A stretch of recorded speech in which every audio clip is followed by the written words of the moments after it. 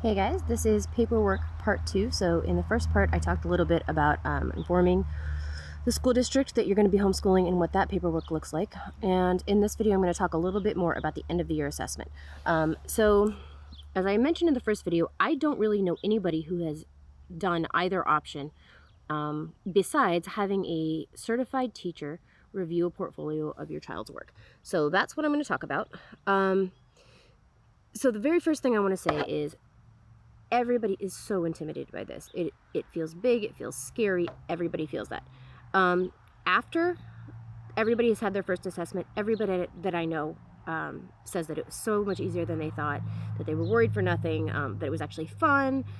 So I know that you're going to stress out, even if I tell you not to stress out, but listen, you do not have to stress out about this. So practically speaking, through the school year, as my kids complete schoolwork that's actually, paperwork, I just have a different file folder for each kid. So, my kid's done with their math, they hand it to me, I just stick it in the folder. That's all that I do. At the end of the school year, then I have all of those folders full of work, and I can pull them out, and it's basically the portfolio just by default. In addition to that, I usually take pictures when I remember to, and honestly, I don't remember to take pictures all the time when I should. And then I keep them, I personally store that kind of stuff in an app called Evernote that I really like. It is a little, I forget how much it costs. I've paid a little bit more for the premium membership for that because I store a lot of data with them, because I do pictures on a really regular basis and stuff like that. I really don't remember how much that costs right now. I'm sorry. But that's another way that I keep track of what we're doing. So each day that we're homeschooling, I just make a note in Evernote for that day specifically, and I just file any pictures under that. So I put it under homeschooling journal, and then the day's date. And then I just keep pictures in there, partly because it's fun. And that way I can also go back through, and even if I have lesson plans written down, maybe we didn't get done exactly what I thought we were going to get done that day, but the pictures remind me both of what we did those days, and honestly, it's kind of fun to see how kids have improved over time as you look back over the pictures and remember what you were doing at the beginning of the year and realize how far you've come and all of that. So that's another tool that I use for myself primarily, but also as a supplement to the paperwork that I keep. And then I usually pull out like whatever math book the kids are on, whatever spelling book, just to kind of let the teacher take a look at what they're physically working on at that time. But the bottom line is, to make a portfolio, all you have to do is, as your kids make stuff, stick it in a folder.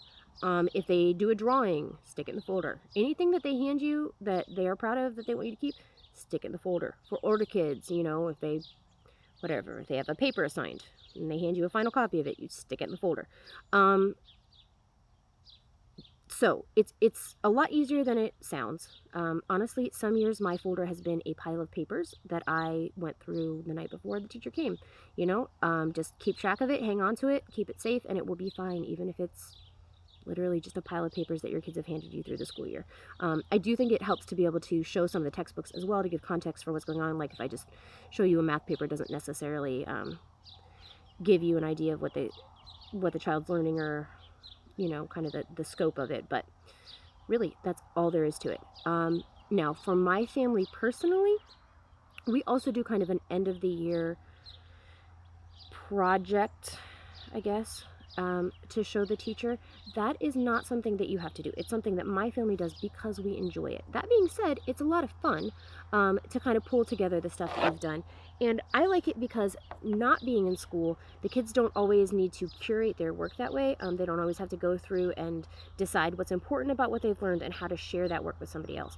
So I think it's a really neat opportunity personally for them to kind of have that type of experience that they don't necessarily get if they're not in public school, because they don't have to do reports in front of the class and things like that. So this kind of stands in for that. But again, we do it because we want to do it. It's fun. If you do not want to do it, don't do it.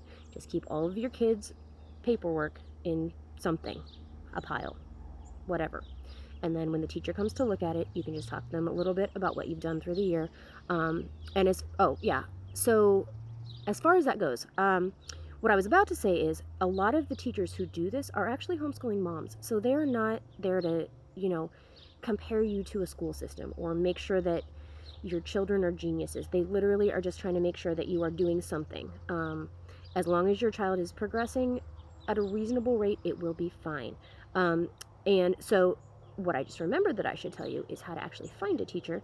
So if you know a teacher who can do that for you, who would feel comfortable signing paperwork, that's fantastic. But if you don't, around the time that the assessments are due, kind of in spring, summer time, all the homeschool websites, all the homeschool Facebook pages have teachers advertising, because this is a known thing that is done. So usually a teacher will charge, maybe $30 an hour, depends on the teacher, to come and do this for you. So it's something that they do on a regular basis. If they have something specific that they want from you, they'll tell you.